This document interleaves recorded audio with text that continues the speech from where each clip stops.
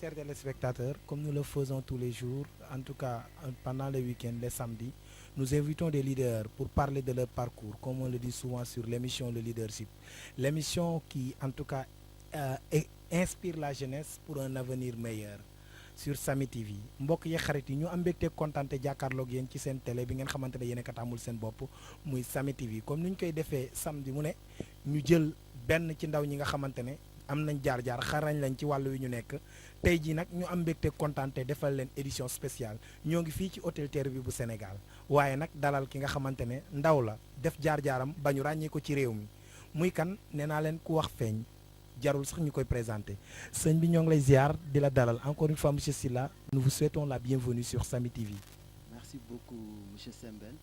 Tout d'abord, monsieur Diédhiou. Monsieur Diédhiou, Ouais. tout d'abord, c'est un plaisir d'être ici dans ce plateau avec vous pour participer à l'émission Leadership.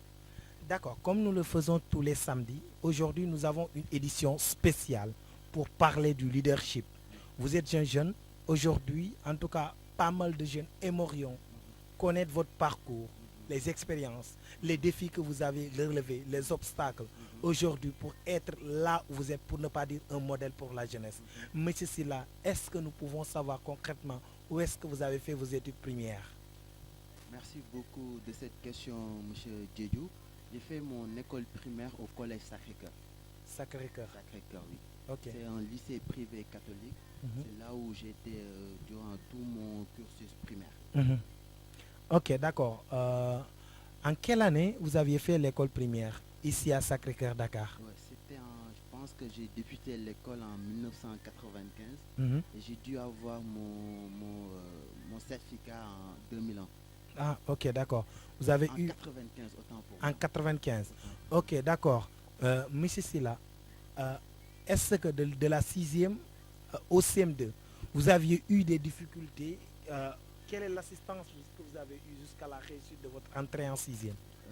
J'ai pas rencontré de difficultés particulières. Mon père, il était très porté sur les études. Ma Mhm. mère, elle était une femme très stricte.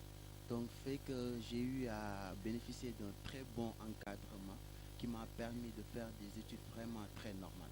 Donc, concernant votre cursus scolaire élémentaire, vous n'avez pas eu de difficultés? J'ai pas rencontré de difficultés. C'est tout à Alhamdulillah. fait ça. Là, c'est une chance et aussi c'est un dévouement, c'est une détermination.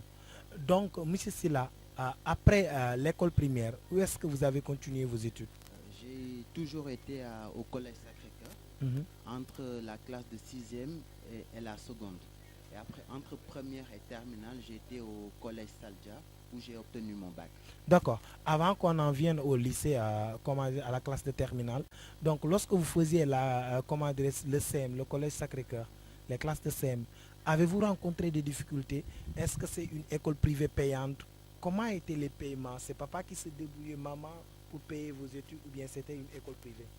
C'est une école privée. Qui dit école privée dit paiement. Et comme je le disais tout à l'heure, mon père, il était très porté sur les études. C'était une personne qui était prête à se sacrifier pour ses enfants. Donc, fait qu'il a toujours eu cette conviction que les études, le coût des études, c'est pas important pour lui. Même si ça doit lui coûter cher, il faut qu'il le paye pour ses enfants. Ils veulent qu'il devienne quelqu'un dans la vie. Donc, fait que j'ai bénéficié vraiment de cette idéologie de mon papa, à savoir que les études sont très importantes. Donc, comme on le dit souvent, les études sont très importantes. Les études n'ont pas de prix. Quel qu'en soit le prix, l'investissement le plus sûr pour un père de famille, c'est d'investir sur l'éducation intellectuelle de ses enfants afin qu'ils puissent réussir et demain être redevables à leurs parents et à la société. Tout à fait. Je suis parfaitement d'accord avec ce que vous venez de dire. Et c'est tellement vrai que mon père, c'était une personne qui était stricte, qui il ne nous permettait pas d'avoir beaucoup de jeans, par exemple, parce que c'est une personne qui a beaucoup souffert pour être qui il est. Malheureusement, il a rendu l'âme il y a 10 ans, et là aujourd'hui, je lui rends un vibrant hommage parce que si aujourd'hui je suis Moussa Sylla, je le dois en grande partie à lui. D'accord, merci beaucoup, que Dieu, en tout cas le Tout-Puissant, l'accueille dans son saint paradis, le papa à Moussa Sylla, le Moussa Sylla national pour ne pas dire comme l'appelle communément la jeunesse sénégalaise. Monsieur Sylla, aujourd'hui, lorsque vous avez réussi à votre BFM, qu'est-ce qui vous a poussé à continuer vos études? C'était quelque chose qui était évident pour moi. Mhm. Parce que j'expliquais encore que mon père, il était une personne très portée sur les études. Et d'autre part, moi aussi, j'étais une personne qui aimait beaucoup les études. J'étais une personne qui me concentrait sur mes études. Et ça allait de soi que je devais continuer mes études pour aller en licence, au master. C'était une évidence pour moi. Vous avez perdu votre père à quel âge? Je l'ai perdu quand j'avais 20 ans. Quand vous aviez 20 ans? C'est ça. Vous venez juste d'avoir votre bac. Non, j'ai eu mon bac un an plus tard, là où j'ai perdu mon papa. À l'époque, je vivais au Canada. Vous viviez au Canada. Je vivais au Canada. Donc, en tant que jeune Africain sénégalais vivant au Canada et ayant obtenu son bac un an après le décès de son père, qu'est-ce que vous avez vécu? Comment vous avez surmonté cette situation en tant que jeune? En fait, ce qui est important à travers cette question que je vous demande, c'est juste pour permettre à la jeunesse, parce qu'on a constaté aujourd'hui, des jeunes d'aujourd'hui, quand ils perdent leur papa ou bien leur maman, ils se disent que c'est une fatalité, qu'ils ne peuvent plus réussir dans la vie, parce que nous savons tous que les parents sont un maillon, un tremplin pour la réussite, car tantôt ils motivent leurs enfants, ils les aident financièrement. Après avoir perdu votre papa, comment vous avez vécu cette situation en tant que jeune Africain vivant au Canada, sénégalais? D'abord, c'était une période très difficile. Je dis toujours que la perte de mon papa fut l'année zéro de ma vie. C'était une période vraiment difficile et ma mère, elle m'a beaucoup aidé moralement. Mes frères, ils m'ont beaucoup aidé moralement. J'étais une personne très proche de mon papa et on peut dire que j'étais même son secrétaire. On avait, au-delà des relations père et fils, on avait des relations d'amitié. C'était une personne que je respectais beaucoup et qui me respectait beaucoup. On n'était pas tout le temps d'accord, mais on se respectait, même dans nos discussions intellectuelles. Il avait son point de vue, j'avais le mien, mais finalement, chacun respectait l'autre. Après, c'était, comme je le disais, très difficile. Quand tu perds ton papa à un certain âge, tu es tenté de dévier, de prendre un chemin qui n'est pas bon, mais à un moment donné, j'ai dû me remobiliser et me dire que c'est pas une fatalité, c'est Ok, pas une fin en soi. Certaines personnes ont vécu sans père ni mère, et moi j'ai eu la chance de vivre 20 ans avec mon papa, donc il faut que je me remobilise, ne serait-ce que pour lui, ne serait-ce que pour ma mère, pour relever les défis et aller de l'avant. d'accord. Voici un conseil sûr pour la jeunesse actuelle et pour la postérité. Monsieur Silla, un exemple, après avoir eu son bac, un an après, il a perdu son papa. Malgré les relations qu'il avait avec son père, il était juste, il n'était non seulement pas un fils, mais il était plus qu'un fils. Mais il dit ceci, que cela n'était pas une fatalité et que cela n'est pas une fatalité. La confiance en soi, la détermination peut porter à une personne au plus haut des rangs de la société. Je suis parfaitement d'accord avec vous, monsieur Diédiou. À un moment donné, tu vas vivre une crise dans ta vie. Tu Mhm. peux perdre ton papa, tu peux perdre ta maman, tu peux perdre ton travail, tu peux. Mais quand tu as la conviction que peu importe ce que tu vis, que tu es capable d'atteindre tes objectifs, ça te donne la confiance, la motivation, la persévérance pour aller de l'avant et te dire que je ne vais jamais abandonner. Quoi qu'il m'en coûte, je vais atteindre mes objectifs. J'en suis capable. Même si papa n'est pas là, même si maman n'est pas là, je suis une personne croyante et je me dis que Dieu, il est là pour tout le monde. Avant tout, c'est Dieu qui nous a envoyés ici. Et si Dieu a décidé que papa et maman ne sont pas là, il faut vivre avec, il faut l'accepter et aller de l'avant. Tout simplement ça. Où est-ce que, parce qu'aujourd'hui on a constaté en Afrique, voilà, un relâchement de la jeunesse. Vous savez, à travers le monde, que l'Afrique a la population la plus jeune. Et on a constaté, qu'est-ce qui manque à l'Afrique? Une détermination, une idéologie, une conviction. En fait, Monsieur Silla, en tant qu'Africain, quel est votre point de vue là-dessus? Je dirais que tout d'abord, l'Afrique manque de confiance en elle-même. Quand tu entends l'Africain parler, il se dit qu'il ne peut pas réussir en Afrique, ce dont je suis foncièrement contre. Je pense que tu peux être ici en Afrique et réussir ta vie. Et après, il y a un certain manque de vision de nos gouvernants. Mhm, Je vais prendre un exemple très simple. En 1965, mhm. Singapour venait de prendre son indépendance de la Malaisie. Ouais. Elle était très pauvre. Mhm, Elle n'avait pas de ressources naturelles. Et ce jour-là, le premier chef de gouvernement, Lee Kuan Yew, s'est mis à pleurer mhm. en se disant que comment je vais m'en sortir, ma terre est pauvre et ne dispose pas de ressources naturelles. Mhm. Mais il avait une vision. Il se disait que par l'éducation, en disciplinant sa population, Singapour pourrait y arriver. Et aujourd'hui, Singapour est l'un des pays les plus développés au monde. Et si on regarde bien, l'Asie, elle était dans une situation pire que l'Afrique quand on prenait les indépendances. Ouais. Je regarde, parfois je marche dans la rue et je vois une voiture où on inscrit don d'un pays asiatique, ça me fait honte. Ouais. C'est quelque chose dont il faut qu'on se réapproprie cette confiance en soi envers notre terre africaine. Il faut qu'on pense que nous pouvons nous en sortir. Il faut qu'on pense que l'Afrique doit aller de l'avant. L'Afrique n'est pas destinée à toujours recevoir de l'aide et l'Afrique doit être un continent qui doit dispenser de l'aide. D'accord. Monsieur Silla, après avoir suivi votre allocution dans la démarche et l'idéologie, donc la conclusion que j'en tire, que l'Afrique doit se relever. Donc, et que vous faites partie de ces gens qui ont l'analyse, peut-être, c'est une prétention, donc, qui disent que l'Afrique peut se développer à travers l'éducation. Que nous sommes voilà, dans un monde où il y a une interaction entre les pays.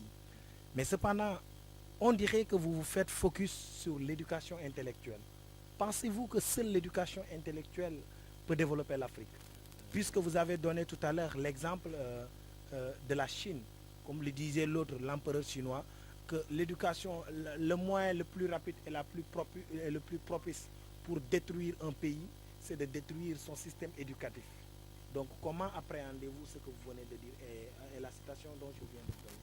Disons que seule l'éducation ne peut pas permettre à un pays de se développer. Mais l'éducation est le moyen principal pour permettre à une personne, à une région, à un peuple, à un État, à un continent de se développer.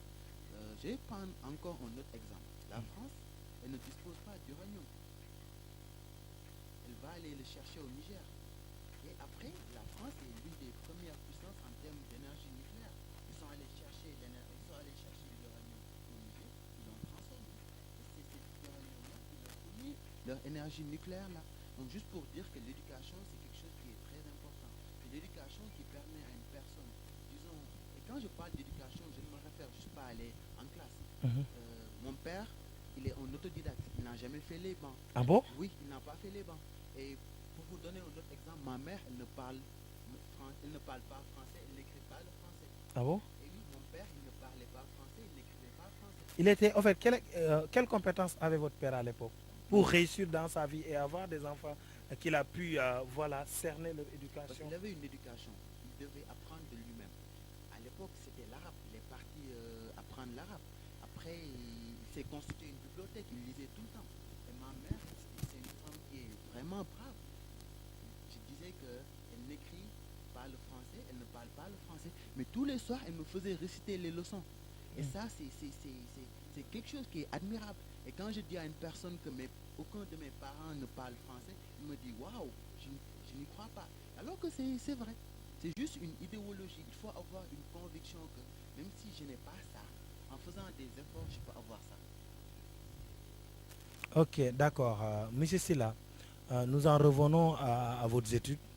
Donc, lorsque vous aviez réussi le bac et que vous avez perdu votre père, vous étiez au Canada, quelle est la formation que vous avez poursuivie après le bac? J'ai fait une formation, ce qu'on appelle un bachelor en administration des affaires. Ce sont des études en gestion, où on fait d'abord un tronc commun et après je me suis spécialisé en finance. En finance. C'est ça. Donc vous êtes spécialiste en finance. Je suis spécialiste en finance. Ah, ah, toutes nos félicitations alors. Monsieur Silla, une autre question. Où est-ce que vous avez trouvé votre premier emploi et comment l'avez-vous obtenu en tant que jeune Africain vivant au Canada sans ses parents, sans son père? Ouais, j'ai eu mon premier emploi. J'avais fait des stages au Canada. Et après, quand je suis revenu, un jour, j'ai envoyé mon CV à la Société Générale. SGBS. Bon matin, j'étais en train de dormir. À l'époque, j'étais en chômage. Ouais. J'étais en train de dormir. Ah. Et ils m'ont appelé à 9h. Ils m'ont dit que vous avez un entretien le lundi. Je suis allé, l'entretien s'est bien passé. C'est comme ça que j'ai intégré le milieu professionnel. Voilà. D'accord. En fait, que dites-vous de ces jeunes aujourd'hui? Puisque quand vous nous dites que voilà, lorsque vous êtes revenu du Canada, automatiquement vous avez déposé à travers les différentes entreprises qui existaient à l'époque. Et du coup, vous avez continué à rester à la maison, vous êtes continué à rester à la maison et à dormir. Disons que ce jour-là, j'étais en train de dormir, mais je ne dormais pas. va revenir peut-être plus tard sur l'écriture. Ouais. Mais j'ai toujours été un écrivain à mes heures perdues. Donc pendant cette époque, je continuais d'écrire, je lisais mes livres, je me documentais, je faisais du sport pour maintenir la ligne. C'est quelque chose qui est très important pour moi. Et après, je ne me lâchais pas, quoi. Je ne me relâchais pas. Et je me disais qu'un jour ou l'autre, ça va venir. Ok, d'accord. Et lorsque vous écriviez à l'époque, lorsque vous faisiez du sport, ça vous rapportait de l'argent? Pas forcément. Ça ne me rapportait pas de l'argent, mais c'était quelque chose qui me plaisait et qui me C'est permettait une passion. ouais, et qui permettait de garder mon estime en moi-même. Je me disais que je faisais des choses qui sont importantes. Parce que Ok. quand tu écris et que les gens te disent oui Moussa, ce que tu as écrit c'est vraiment bien, c'est quelque chose qui te donne confiance et Qui qui te te motive. pousse. Voilà. D'accord. Monsieur Silla, donc lorsque vous êtes revenu au Sénégal, vous avez commencé à travailler. C'est ça. Ok. Monsieur Silla, aujourd'hui, euh, pouvez-vous nous parler avec tout ce que vous avez vécu, voilà, la manière dont vous êtes débrouillé pour exceller et aujourd'hui avoir une fonction euh, dans la vie courante en tant que jeune formé au Canada. Pouvez-vous me parler d'un leader? Qu'est-ce qu'un leader? Ma première définition d'un leader, c'est une personne qui inspire les autres en bien. Euh, il y a entre guillemets des leaders qui ont inspiré les gens à faire du mal et moi je ne considère pas que ce sont des leaders. Il faut inspirer les gens à faire le bien. Parce que fondamentalement, un président de la République ne peut pas développer un État. Mais un président de la République peut avoir une vision. Inspirer sa population à prendre ses responsabilités. Que chacun se dise que oui, au Sénégal, aujourd'hui, certes, mes parents sont pauvres, mais si je fais ce qu'il faut, je pourrais m'élever. C'est ce genre de vision que j'attends d'un leader. Et c'est ce que j'attends fondamentalement d'un leader. Qu'il inspire les gens en leur disant que oui, tu peux avoir confiance si tu fais ce que tu dois faire pour aller de l'avant. Comment il doit inspirer les gens? En étant d'abord intègre. Tu ne peux pas dire à la population, il faut vous serrer les coudes et avoir un trait de vie dispendieux. Ça, c'est pas bien. Et beaucoup de chefs d'État africains le font. Il faut que tu puisses tenir tes promesses. Quand tu dis que je vais faire 2 mandats, je ferai 2 mandats. Et il faut que tu puisses, disons, donner confiance à la population par tes mots. Que les gens sachent qu'ils peuvent compter sur toi. Merci beaucoup, mesdames et messieurs, chers téléspectateurs. Nous vous rappelons que vous êtes en tout cas sur Sami TV. Aujourd'hui, nous faisons une édition spéciale avec monsieur Moussa Silla, en tout cas expert financier, qui est actuellement au Sénégal, qui œuvre en tout cas pour son pays et pour le développement de l'Afrique. Monsieur Silla a répondu à nos différentes questions, mais nous continuons toujours parce que vous aurez la deuxième partie. Merci beaucoup à l'ensemble des internautes qui nous suivent depuis notre page officielle Sami TV, sans oublier Rufisque Wax Sa Xalaat et le Sénégal.com. Monsieur Silla, donc la question suivante posée par les internautes est le leader doit-il avoir un style autocratique ou bien démocratique? Je suis plus pour le style démocratique, même si à un certain moment donné, un peu d'autocratie ne fait pas de mal. Parce que si on regarde, je parle souvent des pays asiatiques, ils étaient d'abord des autocraties et après, quand ils se sont développés, les leaders ont lâché du lest pour transformer ces pays en pays démocratiques. Ok, d'accord. Monsieur Silla, pensez-vous qu'on est leader ou bien on le devient? On le devient. On devient leader. On devient leader. Comment? Parfois tu passes par des épreuves qui te font rendre compte que il faut que tu changes ta manière de faire. Et si je prends l'exemple de Mandela, certainement il avait beaucoup d'aptitudes de prérequis pour être leader, mais le fait qu'il ait passé une vingtaine d'années en prison, peut-être que ça lui a donné la force nécessaire. En face, s'il vous plaît, allez-y. Oui, ça lui a donné la force nécessaire pour mettre en avant ces qualités-là. Donc, si je comprends bien, un leader doit rêver avec ses semblables et non pas rêver seul. Il doit rêver avec ses semblables. Merci beaucoup. Est-ce que vous avez un exemple de leader actuel vivant en Afrique? Moi, je dirais Mo Ibrahim. Mo Ibrahim, c'est une personne qui a réussi dans l'entrepreneuriat. Et après, il est devenu philanthrope. Il a créé sa fondation pour récompenser les présidents africains qui contribuent à la démocratie. Il s'est dit qu'il n'a pas dépenser son argent à tort et à travers. Il s'est dit qu'il va l'investir pour que l'Afrique puisse se relever. D'accord, pour que l'Afrique puisse se relever. Monsieur Silla, euh, aujourd'hui, pensez-vous que parmi nos hommes politiques, il y a des leaders qui peuvent développer l'Afrique sans pour autant prendre parti, être affilié à un parti politique? Ou bien pensez-vous que pour être leader, forcément, il faut être affilié à une affaire d'idéalisme? Je ne suis pas trop pour une idéologie. Je ne suis pas libéral, je ne suis pas socialiste. Mais je me dis que toute idée qui est bonne doit être considérée. Ok, Après, d'accord. il y a des idées bien en liberté. Parce que parfois, je me dis que les gens, ils ont besoin de liberté. Mhm. Après, trop d'inégalité aussi, ça détruit une socialité. D'où mon côté penchant un peu socialiste. Mais après, je ne suis pas, disons, un socialiste absolu. Je ne suis pas un libéral absolu. Je prends juste les choses bien des deux côtés. D'accord. Monsieur Silla, aujourd'hui, après avoir fait un constat, voici une question posée par Monsieur Khalil Diop qui dit que Monsieur Silla, est-ce que le leader il est élu ou bien il est nommé? Ni l'un, ni l'autre. Parce que la personne qui est élue n'est pas forcément le leader. Dans tout groupe, il n'est pas aussi nommé. Tu peux être dans une entreprise, il y a une personne qu'on a mis responsable, mais c'est pas lui le leader. Il y a une personne qui détient une autorité informelle. C'est vers lui qu'on se tourne, c'est vers lui qu'on demande des conseils. Ok, d'accord. Monsieur Silla, j'en reviens à Ibrahima Khan qui dit, Monsieur Silla, après avoir décroché votre premier emploi en tant que jeune Sénégalais, avez-vous rencontré des difficultés dans le domaine professionnel? Parce que de nos jours, on parle par exemple du clientélisme politique, de la gabegie parentale. Qu'en pensez-vous de ces fléaux qui se passent et que l'on retrouve pratiquement dans différentes sociétés sénégalaises? Ce sont des problèmes dont j'entends beaucoup parler, j'avoue. Mais après, si je prends mon cas, moi j'ai déposé, on m'a contracté pour un entretien. Entretien que par la grâce de Dieu, ça s'est bien passé. Et après, je suis contre toute gabegie. Je suis contre tout népotisme. Je pense que la personne qui mérite le poste doit l'avoir. Il ne faut pas qu'on verse dans le clientélisme. C'est quelque chose qui n'est pas bien. Et c'est quelque chose fondamentalement qui va faire que les gens vont être découragés. C'est quelque chose dont je suis foncièrement et totalement contre. Je pèse bien mes mots, je suis totalement contre. D'accord, Monsieur Silla, en tant qu'expert en finance, comment voyez-vous le modèle économique sénégalais Disons qu'il y a des choses, avant le Covid?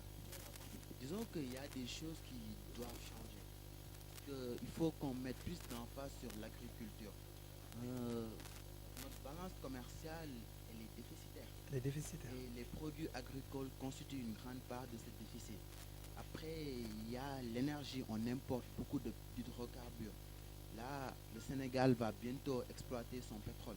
Je pense fondamentalement que ce pétrole doit être raffiné ici.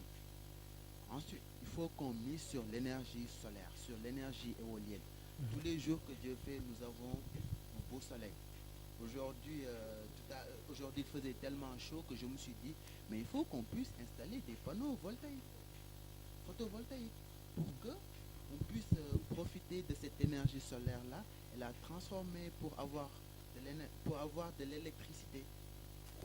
Ok, d'accord. Monsieur Silla, après avoir répondu aux différentes questions posées par nos internautes sur la page officielle Sami TV, euh, comment trouvez-vous la différence entre le leader et le manager? Existe-t-il une différence entre le leader et le manager? Je pense que fondamentalement, il y a une différence entre un leader et un manager. Un manager, il s'assure que le travail est bien fait. Tu Mhm. fais bien ton travail, le service marche bien, c'est bien. Alors qu'un leader, il va au-delà de ça, il t'inspire. Mm. Il te dit, oui, tu as bien fait ton travail, mais tu peux faire plus. Et il te pousse à aller de l'avant, à chercher ce qui te manque. Fondamentalement, c'est une personne qui t'aide à grandir, à devenir une meilleure personne que tu étais hier. Alors que le manager se contente de te dire fais ton travail, c'est tout. Merci beaucoup, Monsieur Silla. Donc, Monsieur Sylla, après avoir terminé les questions posées, est-ce qu'on peut passer à la deuxième étape de l'émission? Ça sera en wolof. J'espère que vous parlez bien la langue de Kocc. Oui, je parle bien la langue de Kocc. Alhamdulillah. asalaamaaleykum mbokk yi yéen a ngi cee yéen a ngi ci ñaareelu pàcc émission le leadership tey ñoo ngi nii fi nga xamante ne moom mooy hôtel teeru bi ànd ceeg ki nga xamante ne moom la ñu dalal muy ki nga xamante ne kenn dootu ko présenté muy ndaw loo xamante ne dafa nekk ci réew mi waaye nag ba mu nekkee ci réew mi ba mu jàngee dafa dem jàngiwaat bitim réew am ci wàllu woo xamante ne da cee xarañ muy finance waanaam lu jëm ci koom.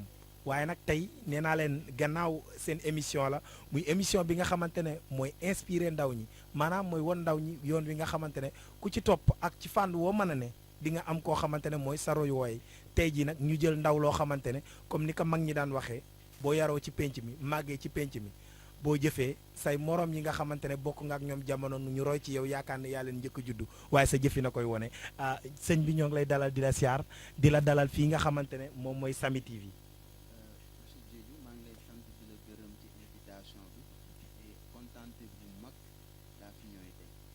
tey ji bu ñu bëggoon xam kan mooy monsieur Sylla fan la juddoo fu mu baawoo fan mooy cosaanam. monsieur Sylla Dakar la juddoo Dakar la màggee mais sama papa ñu ngi juddoo Koumpentoum. mais Ndakaaru yaatu na de monsieur Sylla. Ndakaaru à Liberté 1. waaw parce que ñun waa Tëngéej xam nga ñun ay lébu lañ te dañ koy tiitaroo waaw ay sëtu maam Kumba Lamb lañ moom mi nga xamante ne tey jii fii ñu toog nii bu taaroom mbeex mi bu yënguwul rek loxoom jugu ca donte dogal yàlla da cee jiitu. waaye monsieur Sylla fan ci Ndakaaru nga bawoo fa nga defee sa enfance maanaam fa nga màggee. maa ngi juddoo Médina mais bu ma amee 1 an lañ déménagé ñëw Liberté après Liberté nag laa bu ma amee 1 an ba instant yi. waaw monsieur Sylla say maam fan lañ bawoo. sama papa mu ngi juddoo Koumpentoum. Koumpentoum dëkk boobu yàgg naa koo dégg de monsieur Sylla. mu ngi nekk ci région de Tamba à 465 kilomètres de Dakar. da ngay mel ni ku bokkul ci réew mi. après da ngay dem Koumpentoum. Tamba Kédougou te soo kiiwee Kédougou daanaka Mali la gën a jege. wax nga dëgg monsieur Sylla mbaa xam nga say cosaan ak say reen. bu baax parce que dama wax leen benn anecdote sama pap dafa bëggoon tellement affaire wu cosaan ba ne. nañ ko denc Koumpentoum donc ci at bi dinaa fa dem ñaari yoon pour ziar ko ñaanal ko xool samay cosaan nuyu samay ndijaay samay mag samay pap yu ndaw samay tante. parce que ñun ci bi ñuy laaj kan mooy monsieur Sylla xam nga nit boo koy dalal da ngay gëstu ci moom ñu bari nee nañ monsieur Sylla nasaraan si la gën a jege que ay reenam. waaw loolu dañ koy wax mais erreur la. monsieur Sylla tey ji bu ñu la nee woon yow fa nga bawoo ñu ne la par exemple xam nga man ji boo ma laajee fan laa bokk dama la naan canaar ndooy sama maam surtout maam Kumba Lamb laa boo ma yóbboo ci géej gi ma féey boo ma yóbboo ci dex gi du ma lab ndax kuy féeyee géej boo demee dex du la doy ay ca kuy naan ci mbànd mi yaakaar naa buñ la joxee pot du la doy yow tey ji buñ la ne nga bàkk say maam ndax ñun dañoo judd suur ñun lébu yi yéen buñ la nee ngeen bàkk say maam de donte nee nga xam nga say reen loo ñuy wax. ñun la ñuy woowee Sylla Faba Xayra. ndeysaan. sama famille. depuis ay ati at ay téeméeri at. dañ nekk ci diine.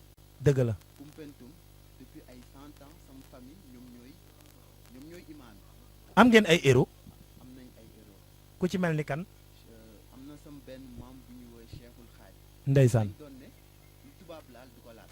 dëgg la. moo tax am na sama benn rakk noonu la tudd sama pap bu su ma ko doon ngénte da kon yow de war nga góorgóorlu nekk ci diine parce que sa maam lu tubaab laal daanu ko woon laal. dëgg la. dëgg la. ndeysaan moo ngi noonu tey jii comme ni ñu koy defee saa su ne saa yu ñu defee li nga xamante ne mooy premier pàcc bi jëm ci nasaraan si dañuy jël ñaareelu pàcc bi dem ci kàllaamay Kocc tey nag suñu maam yi lañ bëgg ak ñi nga xamante ne demuñu école mel ni man ñu séddu ci li nga xamante ne ndax lépp ñëpp loxoy ku ne nga ca tey nag ñoo ngi dalal ndaw loo xamante ne mu ngi juddoo Ndakaaru màggee Ndakaaru waaye fàttewul ay reenam ndax ba mu màggee way juróom bu góor daan na ko yóbbu fu le nga xamante ne moom mooy Koumpentoum tur wi nag ku fa mastandem dégg nga ko waaw dañuy léeg-léeg sax boo nekkee kaw kaw ñu ne la xanaa Koumpentoum nga jógee léegi Koumpentoum yow en tant que leader tey waa Koumpentoum di la tiitaroo dëkk bi lan nga fa def en tant que jeune leader. loolu nag du ma bëgg di ko wax parce que man dama am niñ ma yaree. mais xam nga lan moo tax ñuy baaxoo bëgg ngay wax sama maam daan na ma wax naan kuy def lu baax boo bëggul ku ko wax da ngay iñaane sam ndono te ku iñaane sam ndono sam deewin ñaaw Lat Joor Ngoone Latiir Jóob bu defuloon ay jaloore deewaale ko doo ko xam sallallahu alayhi wa sallam notre modèle spirituel moom mi nga xamante ne kenn du moom tey jii li mu def ci lu baax ku sañoon roy ci moom buñ ko xamuloon baa dinañ fi ne kon ku réer doo gis ku la ginni ay ca wax ñu li nga def ci lu baax fële ca Kumpentum bu ko defee ndaw yi Kumpentum yi roy ci yow.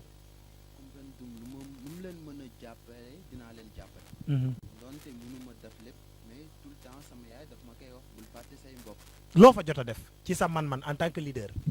xam nga loolu peut-être que ni dafuma ko tabaxuma ko kër. peut-être que dafuma ko dispensaire. mais nit yi nu mu leen mën a dimbalee. ci sama poche maa ngi koy def. yow daal investissement humain ngay def. investissement humain laay def te après am naa ay projet yoo xamante ni maa ngi ciy liggéey. su ma jëlee congé incha allah fii 3 semaines. fas yéene naa fa dem. waaw da ngay fas yéene dem Kumpentum xam naa bu boobaa ñun waa Samy TV dinañ la gunge ba Kumpentum c'est un engagement que je prends en tout cas tàgguma sax sama directeur waaye nag xam ki mu doon ak gëstu ki mu doon moo tax ma am sañ-sañu ko wax te xam naa ne sama directeur du ma ko bañal ki nga xamante ne moom mooy Mamadou Sylla tey jii nan nga gisee réew mi nu muy doxee maanaam tey dañoo gis ne alalu réew mi ñu bari dañ naan dañ koy salfaañi yow en tant que économiste ndax jàpp nga ne ñetti secteurs yaa ngi dox muy secteur tertiaire première ak secondaire. Sénégal nu mu ko gisee nii. mais yi nga ci dëkk su amee corruption. day indi ay effets secondaires loolu la économiste yi di woowe externalité. corruption su ma jumul yaakaar naa mooy guerre. mooy guerre waaw su amee. ñun ñii di fay impôt bi day bëri. te du feeñ ci dëkk bi. xam nga tey soo liggéey ba weer bi dee. ñu ne la nga fay impôt 300 000 400 000 500 nga dégg ne nit détourné na 1 milliard da lay metti parce que sa xaalis la. et impôt boobu am na fenn fu mënoon dugg ci defar tali. mënoon na dugg ci dimbali nit.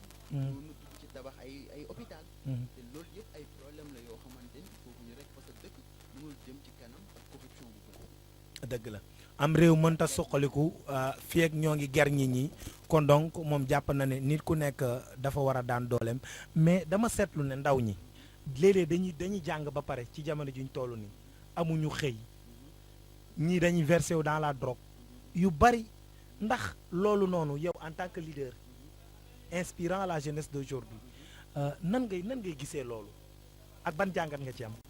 xam nga après man duma ñi nga xamante ni dañuy gàññi nit yi naan non ñi ni jël nañ yoon bu bon toujours damay jéem a comprendre même si bu ma ne accepté naa loolu. xam nga tey dafa metti nga jàng.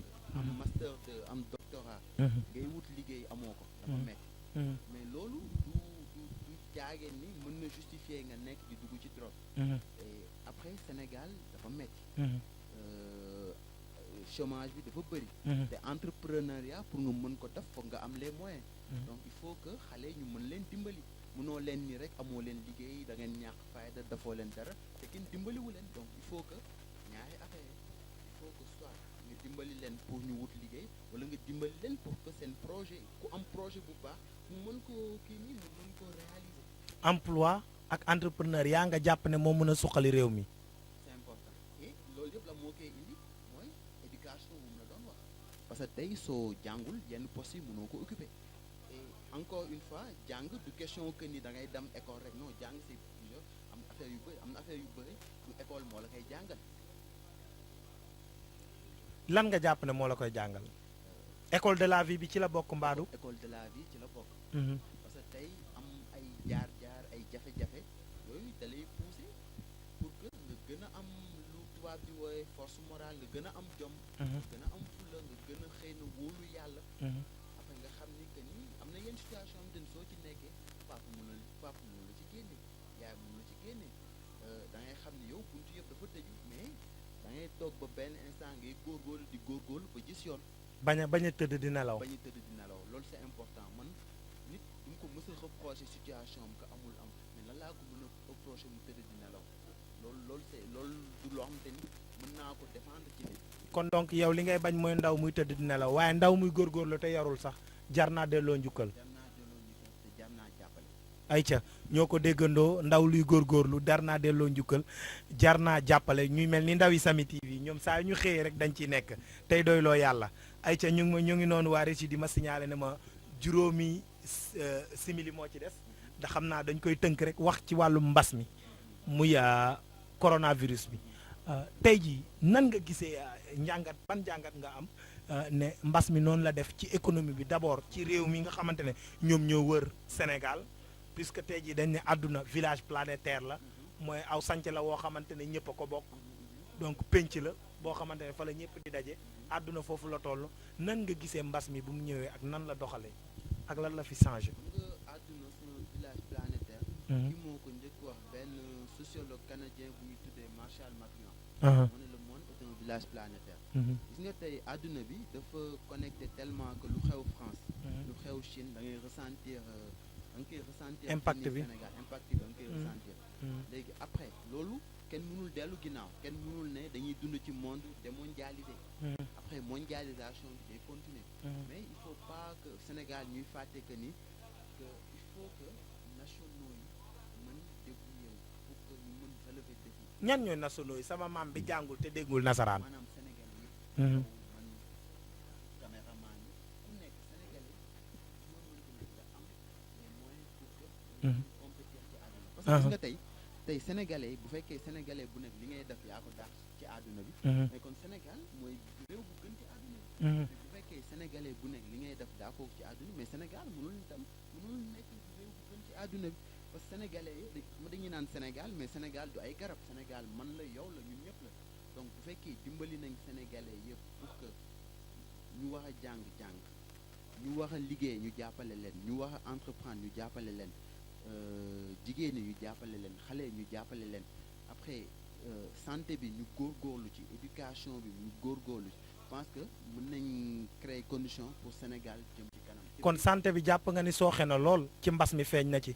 feeñ na ci lool. Koumpentoum dégg naa nit day feebar sax saret mbaam lañ koy teg pour mu dem faju ci. tout le temps dama koy dégg tout le temps damay lire ci ay faits divers que malheureusement nit waroon na accoucher. ci charrette la dugg te yàlla tey ci ko génn na àdduna et puis affaire yooyu man en 2020 yoo xamante ni war na am parce que yooyu daf may metti je pense que Sénégal waroon nañ dépasser stade bi. Sénégal fi ñu toll nii waroon na dépasser stade bi nga xamante ne moom lañ toll nii mbas mi ñeneen ñaari minute moo ñu dese mbas mi nan la def ci réew mi fu mu nekk nii ban jàngat nga ci am ak yow lan moo ci nekk lan nga ci def comme contribution en tant que sénégalais en tant que fils de Koumpentoum. déjà mbas bi muy commencé bindoon naa ci benn article. mu publié ko dans le journal Le Quotidien leçon du Covid pour le Sénégal. mu jógee analyser Covid bi mu problème yëpp mu indi. dégg naa chroniqueur nga. chroniqueur la. waaw dégg nga kon xam nga ni gëstu nañ ci yow laata ñoo yegg si. ay ca xuusal ñu dem. après ma gis ne que secteur santé bi vraiment du lépp bon mais war nañ ko améliorer. Sénégal tamit war nañ góorgóorlu ci benn aspect discipline. parce que tey suñ la nee war nga takk masque. je pense que war nga takk masque. boo ko takkul nga respect distanciation bi comme ñun waa Sami ni ñu koy defee. jeex na tàkk ay ca jeex na tàkk après loolu du pour yow mais pour ñëpp la parce que tey Covid bi su fi bëree benn côté tamit suñ comportement la. te loolu kenn mënu ci dara. parce que dëgg la ku nekk yaa war a yar sa bopp. dëgg la yaa war a président mënu la yar. ministre mënu la yar mais yow yaa war a yar sa bopp xam ni que lii nii intérêt dëkk bi la il faut que nga mën ci góorgóorlu. et il faut que ñu revenir tamit ci fondamentaux yooyu. dëkk mënul jëm ci kanam tant que population bi discipliné wu dëkk mënul jëm ci kanam tant que population bi duñu respecté règle et soo xoolee Asie ci lu leen gën a jàppale ci discipline population bi la gëm liggéey gëm li nga war a def nga def ko wàññi tappale bi nger bi ñu dindi ko fi après xam nga nger bi dañ koy wax mais ñun affaire sénégalais mooy nger sénégalais wala sénégalais daal mooy jënd moroomu sénégalais beneen sénégalais achat de conscience waaw après loolu yëpp il faut ñu góorgóorlu si tamit sama waa ji moom du nangu ku ko jënd mooy Serigne Saliou xam nga moom dafa doon turandoo ba lu mu am doyloo ko d'ailleurs sax ñoo ngi wax ci actualité ci Ndingler bi xam naa fa la ñuy tëjee histoire Ndingler gis nga paa bi nee na jëm nañ ko fee ger waaye dafa mel ni valeur yooyu noonu comme yi ngay wax mu ngi ci réew mi ba léegi.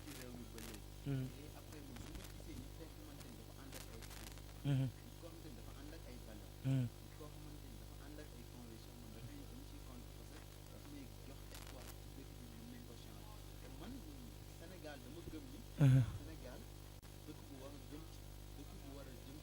Sénégal dama gëm ni dafa war a dépasser te Uh-huh. man bëgg naa su ma demee ba am ay sët Uh-huh. ma ne leen ah Sénégal de fii lañ ko fekkoon mais gis nga Sénégal tey bii tamit problème de santé amul problème d'éducation amul Sénégalais bu bëgg a toog ci dëkkam réussir àddunam ñu koy réussir. kon donc yow àndoog ndaw ñi nga xamante ne dañuy jël mbëkk mi di dem ak a ñëw. Encore une fois dama leen di comprendre désespoir dafa grave. xam nga nit xëy na sa papa ak sa yaay su la jàppalee. lenn loo waroo mën juger koo xamante ni xëy na amul les mêmes chances que toi. donc moo tax j'essaie toujours de comprendre nit yi. après nit koo xamante ni dafa perdre espoir c'est un peu compliqué. comme man doomi baykat laa waaye terew maa am jom comme Ismaïla Niang moom it doomi baykat la moo ngi dëkk ca Lendeng di ndaw loo xamante ne dafa bind benn livre ñu tuddee que femme oser dénoncer moom mu ne il est l'avocat des femmes nan boobu ban jàngat ngay am ci titre boobu femme oser dénoncer en tant que jeune leader. xam nga tey am na benn mouvement bu tuddoon MeToo. dañ demoon ba benn instant jigéen ñi pour ñu am yenn liggéey ci showbiz c'était plus aux États-Unis il fallait que ñu en fait dañ leen daan obligé ñu def yenn affaire yoo xamante ni baaxul. mooy yan. ay promotion canapé ay. waaw fii la lépp di leere. soo defee lii nga tëb et puis góor bu koy def man c'est quelque chose xamante ni kenn mënu ko cautionné. loolu c'est impardonnable. ak a bëri ci réew mi. c'est loolu kenn mënu ko expliquer. après loolu yëpp ay jigéen ñi ay jàmbaar lañ. damay joxe toujours exemple ci sama yaay. moom mi nga xamante ni jàngul nasaraan. chaque jour daf ma daan citéloo suma leçon. ma kon kooku am na à cœur la réussite de ses enfants. tey dañuy tàmm dina tamit nga tey dëkk jigéen moo ko mën yëkkati. D'accord. Ne pas éduquer une femme, c'est détruire tout un continent. Ne pas éduquer un homme, c'est détruire toute une famille. La femme, elle est la progéniture et la continuité de l'humanité, comme disait l'autre. Donc, mesdames et messieurs, chers téléspectateurs, c'est un plaisir et un honneur de recevoir un jeune leader qui n'est plus à présenter, mais aussi qui s'est battu, qui a en tout cas excellé sur les différents rangs malgré les difficultés. Oui, en croyant en lui, mais aussi en ses capacités.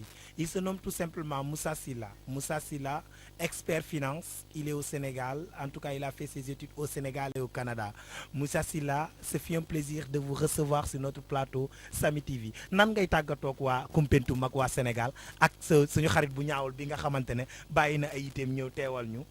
C'est un plaisir partagé d'avoir été dans ce plateau avec vous, M. Djedjou. Et c'était un débat vraiment enrichissant. Je vois que vous avez bien préparé votre émission. Merci beaucoup. C'est quelque chose qui est très important pour moi. J'aime bien une personne qui respecte ce qu'il fait, qui donne au travail le respect. J'ai dit aux habitants de Koumpentoum, ne perdez pas espoir. On va bientôt changer la condition de votre ville, de votre département. J'ai dit aux Sénégalais, le Sénégal nous appartient. Et le Sénégal doit dépasser ce stade. Le Sénégal ne doit plus être un pays moins avancé. Les paiements. Le Sénégal doit sortir des paiements. Et tous ensemble, si nous y croyons, si nous faisons les efforts nécessaires, si chacun fait ce qu'il doit faire, le Sénégal sera très bientôt un pays développé. Et c'est cette vision que j'ai et que je compte réaliser avant la fin de ma vie. Merci beaucoup. Mesdames et messieurs, téléspectateurs, nous sommes au terme de notre émission. Je remercie M. Sow, caméraman à Samy TV, mais aussi à notre caméraman expert, Djinné Caméramani, sans oublier mon ami, mon frère, mon fidèle collaborateur, oui, l'incontournable Serigne Saliou, l'infographe, en tout cas de sa génération, mais aussi l'écrivain à la plume extraordinaire et magique, Ismaïla Niang. Bientôt, nous vous apporterons le livre Femmes oser dénoncer. Ce livre, en tout cas, il a gagné le prix, en tout cas, le prix le plus convoité à travers le monde, Immaculée International. C'est un jeune Rufisquois. Il nous a demandé de faire passer le message et c'est un plaisir. Je dis encore une fois, merci aux Rufisquois, merci aux Sénégalais, merci aux Suédois, à l'ensemble. Je ne suis pas dans l'ethnicisme, mais plutôt, j'ai le Sénégal dans mon cœur et l'Afrique en général. La jeunesse est la force forçante sans laquelle aucune force n'est force. Il force et déforce toutes les forces. Nous ne bannissons pas, en tout cas, les tranches d'âge, mais nous prônons pour cette jeunesse forte, consciente, engagée, bien formée et déterminée, patriotique pour le développement de sa nation. On se donne rendez-vous demain 12h 13h sur Samy TV sur l'émission Le Leadership avec nos deux invités Moïse Ndoye, directeur du complexe scolaire Mama Anthiou et professeur de philosophie, et aussi papa présidence collaborateur du ministre chargé des affaires religieuses. Ce fut un plaisir. C'est encore l'enfant du peuple de la mer et de la forêt. On se donne rendez-vous. Inch'Allah. Bye bye.